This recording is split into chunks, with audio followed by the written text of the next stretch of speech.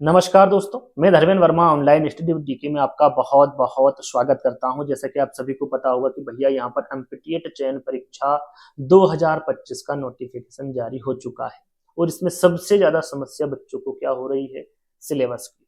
Syllabus और समय, आपने समय भी कम दिया है और सिलेबस भी चेंज कर दिया, वो भी पूरा का पूरा, है ना। पहले ऑप्शनल हुआ करता था लैंग्वेज, उसके बारे में हम आगे बात करेंगे। तो इन दोनों चीजों की प्रॉब्लम बच्चों को आ रही है, बहुत ज्यादा टेंशन हो रही है। बहुत सारे कमेंट्स भी आए, फोन भी आए कि सर क्या करें। तो मैं सबको जवाब ना देते हुए मैंने सोचा कि वीडियो हम बना देते हैं ताकि सभी बच्चों का फायदा हो जाएगा, किस प्रकार से तैयारी करना है, कौन से सब्जेक्ट को किस प्रकार से हैंडल करना है, सारी चीजें इस वीडियो के माध्यम से आपको बताई जाएगी। तो ये दो चीजें जो मैं आपको बता रहा हूँ, एक तो सिलेबस और समय। यदि आपको सिलेबस चेंज करना था तो आपको समय देना था, कम से कम 3 महीने। कम से कम मैं बता रहा हूँ कि 3 महीने तो आपको देने थे, ताकि जो सब्जेक्ट आपने अलग से दिए हुए हैं, आपका विज्ञान हो गया, सामाजिक विज्ञान हो गया, एक इंग्लिश भी है ना, क्योंकि बहुत सारे बच्चे संस्कृत पहले चॉइस करते थे। तो ये तीन जो सब्जेक्ट है, इसमें उनको समय मिल जाता, अच्छे से वो तैयारी करते। क्योंकि ऐसा नहीं, यदि एमपीटीएट वर्ग 3 स्पेशल कोई बच्चा तैयारी कर रहा है तो आपका विज्ञान हो गया, सामाजिक विज्ञान हो गया, इनको बहुत समय पहले ही वो छोड़ चुका है, बहुत पहले ही उन्होंने ये पढ़ाई छोड़ दी है। आपकी विज्ञान, सामाजिक विज्ञान, है ना।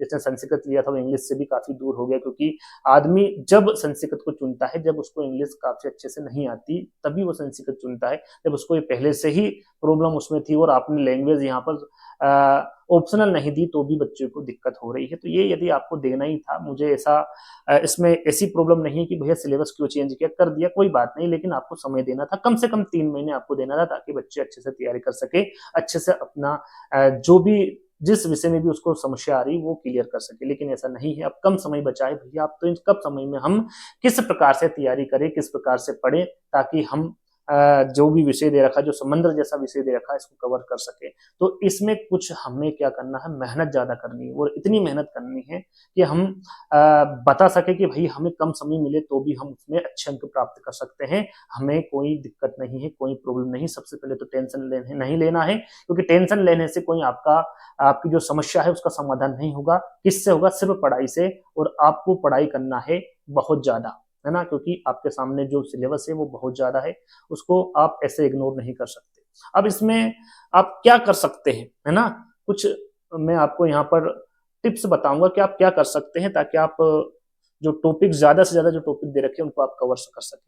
तो देखिए, यहाँ पर मैं आपको बता दूं, ये थोड़ा सा उल्टा दिख रहा होगा, मैं सामने से वीडियो बना रहा हूँ, मैं पढ़ के सुना देता हूँ आपको। आपको पता ही होगा कि भैया यहाँ पर हिंदी भाषा है वो 15 नंबर की दे रखी है, आपकी अंग्रेजी भाषा है ये 15 नंबर की दे रखी है। पहले क्या हुआ करता था कि भैया जो पहले हिंदी लैंग्वेज है वो सब हिंदी लैंग्वेज चूज करते थे, और दूसरी जो लैंग्वेज है वो आपकी इंग्लिश और संस्कृत और अन्य लैंग्वेज भी हुआ करती थी। लेकिन सबसे ज्यादा चूज करने वाली जो लैंग्वेज थी वो या तो इंग्लिश करते थे या फिर संस्कृत, है ना। जो बच्चे पहले अंग्रेजी यानी कि इंग्लिश चूज करते थे उनके लिए तो बहुत अच्छा है, क्योंकि इसमें जो सिलेबस दे रखा है वो उसी से रिलेटेड है। पहले इंग्लिश जो आपकी पात्रता परीक्षा आपने दी है उसी से संबंधित है, तो उनके लिए तो काफी फायदा है सब्जेक्ट के लिए। लेकिन जो बच्चे संस्कृत लैंग्वेज चुना करते थे, जिनने चुनी है, उनको यहाँ पर काफी प्रॉब्लम होने वाली है, क्योंकि जब भी बच्चा संस्कृत चुनता है जब उसको इंग्लिश में प्रॉब्लम आती है।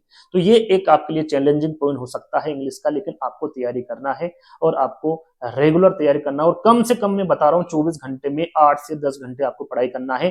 तब जाके आप इतना सारा जो आपका 5 सब्जेक्ट है, और इन 5 सब्जेक्ट में जो सिलेबस दे रखा है, जो अध्याय दे रखी है, जो यूनिट दे रखी है, उनको आप कंप्लीट कर सकते हैं। कम से कम 8 से 10 घंटे, ज्यादा भी आप पढ़ाई कर सकते हैं, लेकिन कम से कम आपको 8 से 10 घंटे डेली पढ़ाई करना है, ताकि आप इन सारे टॉपिकों को कवर कर पाएंगे या कर सके, है ना। तो इसमें देखिए, हिंदी और अंग्रेजी भाषा के मैं आपको बता चुका हूँ 15-15 टोटल 30 नंबर का है।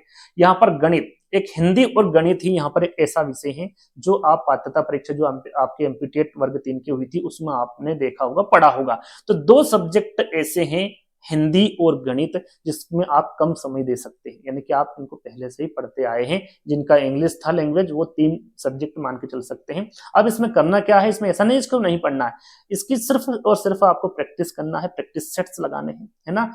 यहाँ पर कह सकते हैं कि सरसरी तौर पर, यानी कम समय आपको देना है।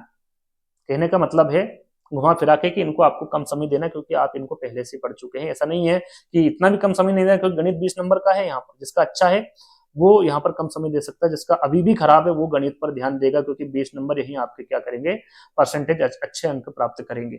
यहाँ पर विज्ञान और सामाजिक विज्ञान की हम बात करें तो भाई विज्ञान 30 नंबर का है, विज्ञान को आपको यहाँ पर घोल के पी जाना है, इस पर अधिक से अधिक ध्यान देना है, क्योंकि सबसे ज्यादा अंक इसी में ही मिलेंगे। 30 में से आपको कम से कम 20 से 25 अंक प्राप्त करने हैं, तब जाके आप एक अच्छे अंक प्राप्त कर सकते हैं। क्योंकि यहाँ पर विज्ञान जो सिलेबस दे रखा है बहुत ज्यादा दे रखा है। यूनिट आप देखेंगे तो बहुत ज्यादा दे रखी है, उस पर हम चर्चा करेंगे तो वीडियो लंबा हो जाएगा। आपने सिलेबस देखा होगा, बहुत बड़ा समंदर यहाँ पर दे रखा है, उसमें आपका साइंस, फिजिक्स, केमिस्ट्री वगैरह सारी चीज उसमें इंक्लूड कर दी, यानी कि 12वीं तक का आपको सिलेबस पढ़ना होगा, तब जाके आपके सारे टॉपिक कवर होंगे। तो ये मैं आपको बता दूं कि विज्ञान आप अच्छे से तैयारी करिएगा और इस पर ज्यादा समय दीजिएगा। सामाजिक विज्ञान की अब बात करें तो इसका मैंने सिलेबस देखा है, तो कुछ टॉपिक आपके जो पर्यावरण अध्ययन आपने पढ़ी है एमपीटीएट वर्ग 3 में और अब तक पढ़ते आए हैं, उसमें से कुछ टॉपिक उसमें इंक्लूड है, यानी कि वो टॉपिक आपको काफी बेनिफिट दे सकते हैं, उनको आप थोड़ा सा अवॉइड करिएगा, उनकी प्रैक्टिस करिएगा। बाकी जो आपके नए टॉपिक है उनको अच्छे से पढ़िएगा, उनकी तैयारी आपको अच्छे से करना है। ये 5 टॉपिक आपके सामने है और पांचों के पांचों टॉपिक को आपको अच्छे से ध्यान पूर्वक पढ़ना है, जो टॉपिक आपको अच्छा लगे। ऐसा नहीं है कि मैंने जो बता दिया कि भैया हिंदी, गणित, अंग्रेजी, जो आपको अच्छा लग रहा है कि हम पहले पढ़ चुके हैं, इसमें काफी अच्छे से हमें मार्क्स आ सकते हैं, यदि हम एग्जाम आ भी जाए, जल्दी आ जाए, है ना, कभी भी आ जाए, तो उनको आप थोड़ा सा अवॉइड करिएगा, उनकी सिर्फ प्रैक्टिस आपको करना है। जो सब्जेक्ट आपको नहीं आता है उस पर आपको ज्यादा फोकस करना है, उसकी अच्छे से तैयारी करना है, ताकि उस पर अच्छी पकड़ हो सके, मजबूत पकड़ हो सके और अच्छे अंक प्राप्त कर सके। आप सोचेंगे मैं तो इस विषय की तैयारी नहीं करता हूं, देखा जाएगा, होगा 15 नंबर में से 5 तो आ जाएंगे, 7 आ जाएंगे, ऐसा नहीं है ना। क्योंकि जो पेपर आने वाला है 100 अंक का आपका पेपर है, ऐसा जो आपका पात्रता परीक्षा में जो पेपर आते हैं वैसा पेपर नहीं आएगा, हार्डली अच्छा पेपर आएगा। सोचने समझने की आपकी जो क्षमता है उस पर निर्भर करेगा कि भैया आपको कितने नंबर आ रहे हैं। यहाँ पर ऐसा नहीं, तुक्के वाला काम इसमें नहीं होने वाला है। तो तैयारी आपको जोर शोर से करनी पड़ेगी। जो बच्चे ये सोच रहे हैं कि भैया अब एग्जाम आ गई है तो अब हम यहाँ पर तैयारी शुरू कर दे, तो उनके लिए भी यहाँ पर खतरा है, क्योंकि पहले उन्होंने पढ़ा नहीं है और अब शुरुआत करेंगे तो काफी उनको मेहनत करनी पड़ेगी। जो बच्चे पहले से ही रेगुलर तैयारी कर रहे हैं उनके लिए काफी अच्छा समय है, काफी कोई इसमें प्रॉब्लम नहीं, क्योंकि जो रेगुलर तैयारी करते हैं उनके लिए सिलेबस कितना भी दे दो, कम समय कितना भी दे दो, वो एडजस्टमेंट हो जाता है, वो एडजस्टमेंट कर लेते हैं। ये नए बच्चे जो हैं, जो ये सोचते हैं कि भैया अभी तक नोटिफिकेशन आया नहीं है, शायद होगी परीक्षा या नहीं होगी, उनके लिए यहाँ पर दिक्कत प्रॉब्लम हो सकती है, क्योंकि वो कम समय में इतना बड़ा जो समंदर जैसा सिलेबस है इसको पार करना आसान नहीं है, इसको पढ़ना है। यदि आपको पास होना है तो आपको समय देना होगा, कम से कम 8 से 10 घंटे, और इससे अधिक समय दे सके तो आप दे सकते हैं। सुबह शाम करके मैं बता रहा हूँ ना, इतना समय तो आपके पास होगा। यदि आपको एक अच्छा शिक्षक बनना है, शिक्षक की आप तैयारी कर रहे हैं, आपको एक सरकारी नौकरी चाहिए, तो आपको इतना समय तो देना ही होगा, है ना। आई होप आपको इस वीडियो के माध्यम से कुछ ना कुछ जानकारी प्राप्त हुई होगी। थोड़ी बहुत भी जानकारी आपको अच्छी लगी हो तो आपको वीडियो को लाइक करना है, शेयर करना है, आपके जितने भी साथी हैं उनको, चाहे वो टेलीग्राम ग्रुप हो या फिर व्हाट्सएप ग्रुप हो, उस पर सेंड कर दीजिएगा, है ना। और यदि आप इसकी तैयारी करना चाहते हैं तो हम यहाँ पर रेगुलर हर टॉपिक के जो आपके वीडियोस है वो डेली अपलोड करेंगे, और अच्छे वीडियो अपलोड करेंगे, कम समय में ज्यादा प्रश्न देने की कोशिश करेंगे, ज्यादा आपका समय खराब नहीं करेंगे। तो आई होप आपको ये वीडियो पसंद आया होगा। पसंद आया हो तो मैंने आपको बता ही दिया है क्या करना है। तो जल्दी ही दोस्तों एक नए वीडियो के साथ मिलेंगे, जब तक के लिए धन्यवाद।